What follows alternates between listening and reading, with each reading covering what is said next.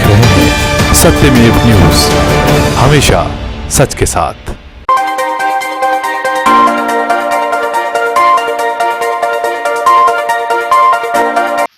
अखिल भारतीय वंशावली संरक्षण एवं संवर्धन संस्थान की 2 दिवसीय वार्षिक बैठक जयपुर के सेवा भवन में संपन्न हुई।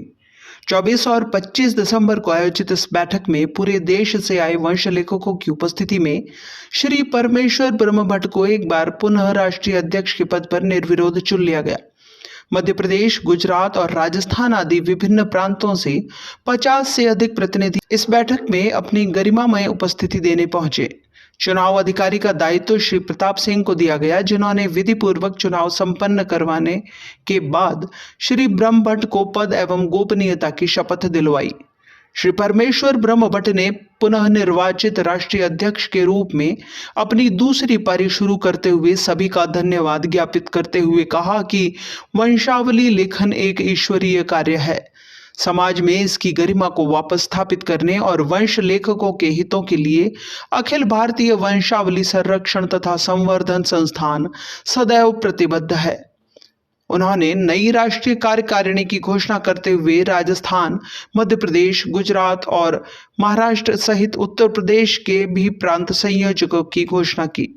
राष्ट्रीय कार्यकारिणी में नवनिर्वाचित सदस्य के रूप में चयनित श्रीमती निर्मला राव ने समाज में युवाओं तथा महिलाओं की सामाजिक महत्ता का उल्लेख करते हुए उनकी सशक्त भागीदारी तथा उनके वंश लेखन के प्रशिक्षण की आवश्यकता पर विशेष तौर पर बल दिया। इस 2 दिवसीय कार्यक्रम में अखिल भारतीय सह प्रमुख धर्म जागरण श्री अरुण कांत, जयपुर आरएसएस प्रचारक श्री शैलेंद्र तथा बाबा बालक दास के मार्गदर्शक विचारों से भी उपस्थित गणमान्य वंश लेखक लाभान्वित हुए। इस बैठक का समापन कल्याण मंत्र के साथ किया गया। सत्यमेव न्यूज के लिए Jaipur bureau report. Doctor Sukhdev Rao, Jodhpur से हमारी एक संस्था बनी हुई है अखिल भारतीय वंशावली संरक्षण और संवर्धन संस्थान। ये तमाम जातियों के लोगों की वंशावलियों पर काम करती है और हमारे संस्थान का ये उद्देश्य है कि भारत का प्रत्येक नागरिक अपने पूर्वजों को जाने और अब इसे और अच्छे तरीके से करने की या इसे गति देने की ज़रूरत है, जिसके लिए हमारा वंशावली संस्थान ये कार्य कर रहा है। या हमें अपने अतीत को समझने के लिए इन वंशावलियों से साक्षात्कार करना पड़ेगा और इस परंपरा को नई पीढ़ी को जोड़ते हुए आगे बढ़ाना पड़ेगा, तभी हम भारत को और भारत के एक एक कण को अच्छी तरीके से समझ सकते हैं। धन्यवाद। नमस्ते। आज जयपुर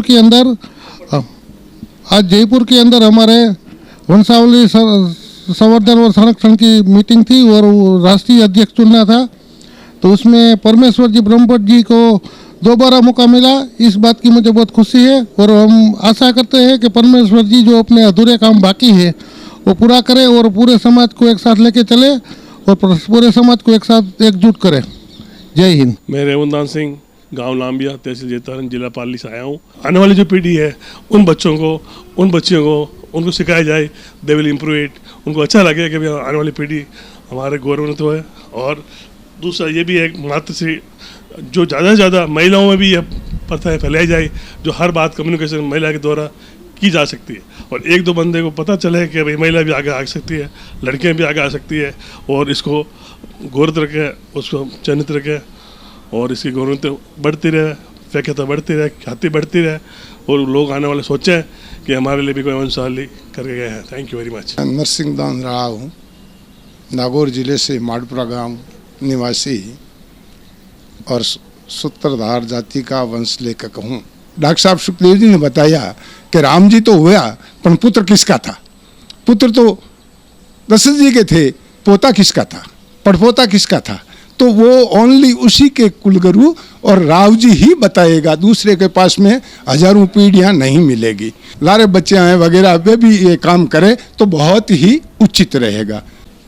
गुजरात सौराष्ट्र प्रांत के अधिकारी हूँ मैं और यहाँ आज हमारी वंशावली संवर्धन संस्था की राष्ट्रीय बैठक थी और ये राष्ट्रीय बैठक में परमेश्वर ब्रह्म भट्ट को दूसरी बार सभी के सहयोग से उनको नियुक्त किया। और वो जो आपने सभी ने देखा होगा को तो वो संजय भाट था और रामचंद्र जी भगवान के बारोट वो थे, वो रामपाल जी थे। ऐसे हमारी जो पूर्वजों से चली आ रही है पीढ़ी, तो ये पीढ़ी अमुक कार्यकाल से कुछ लुप्त हो गई थी। फिर से ये हमारे ये वंशावली संवर्धन संस्था है, वो घर घर जाके हमको सभी को बताना है। और इसमें भाई साहब शंभूजी राव और सहदेव जी और सभी को हम धन्यवाद देते हैं। गुजरात बनासकांठा से शंभूजी प्रभुजी राव। आज राष्ट्रीय अध्यक्ष का फिर से घोषणा हुई और परमेश्वर जी को हमें सब गुजरात वाले ने प्रस्ताव रखा और उसको धन्यवाद दिया, और एमपी वाला दिखपाल सिंह जी ने उसको टेको दिया, और सब वंशावली संरक्षण के जो सदस्य थे राष्ट्र कार्य, उस सब ने ये बात को तय रखी। और हमारा डॉक्टर सुखदेव जी था, उसने जो जो बातें बताई वो बस गरिमा वाली बातों थी, वंशावली के लिए जरूरी बातों थी। ये बातों को हमें सबने मान्य रखा और सुखदेव जी का अभिवादन किया। और अरुणकांत जी जो प्रचारक था, उसने जो भूमिका निभाई वंशावली संगठन को आगे उठाने के लिए जो बात किया, तो भाई साहब को भी अभी खूब खूब धन्यवाद दिया कि वंशावली संगठन के धर्म जागरण के प्रचार को जो वंशावली संगठन को ऊँचे ले जाता है, वो हमारी वयों को ऊँचे बढ़ाते, लोक जागृति का काम करते, अजवान और वंशले को जोड़ते, वो बड़ा काम है। और वो काम ये राष्ट्र के हिंदुत्व के लिए और भारत के लिए होना चाहिए, उसमें मैं सहमत हूँ। सब के धन्यवाद देता हूँ। धन्यवाद। अखिल भारतीय वंशावली संरक्षण संस्थान की राष्ट्रीय कार्यकारिणी की 2 दिवसीय कार्यशाला आज जयपुर में संपन्न हुई है, और संविधान के अनुसार आज दूसरा कार्यकाल मुझे ये दायित्व मिला है।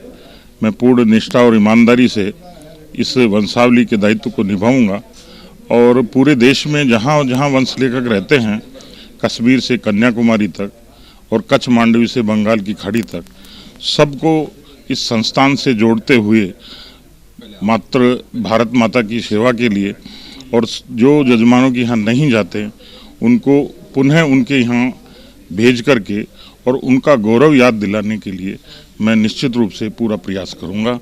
और ये संस्थान, ये समाज और देश हित के लिए और इस भारत माता के लिए काम करेगा, ये मैं आशा और विश्वास रखता हूँ।